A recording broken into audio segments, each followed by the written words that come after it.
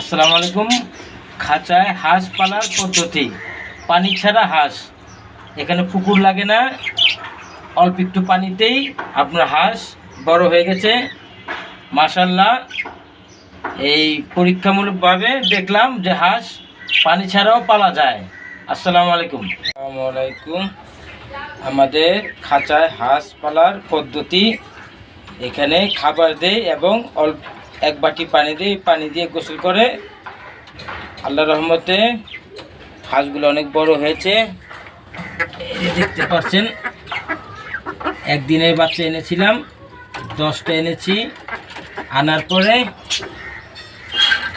আপনার ফ্রিজের ঠান্ডা বাদ দেওয়াতে হাঁসগুলো মারা গেছে, 8টা হাঁস মারা গেছে, এই 2টা টিকেছে মাশাআল্লাহ। এখন 2.5 মাস হয়েছে, 2.5 মাসে এত বড় হয়েছে। আর এখানে খাবার দেই ফিট এবং ধানের কুড়া, ভুসি এবং ভাত। এই খাবার দিয়ে আল্লাহর রহমতে হাঁসগুলা এরকম বড় হয়েছে। এনেছিলাম নিমতলি থেকে এই হাঁসগুলা, মাশাআল্লাহ অনেক বড় হয়েছে। দেখি এটা কি ডিম হয় কি না, তখন আবার দেখাবো আপনাদের।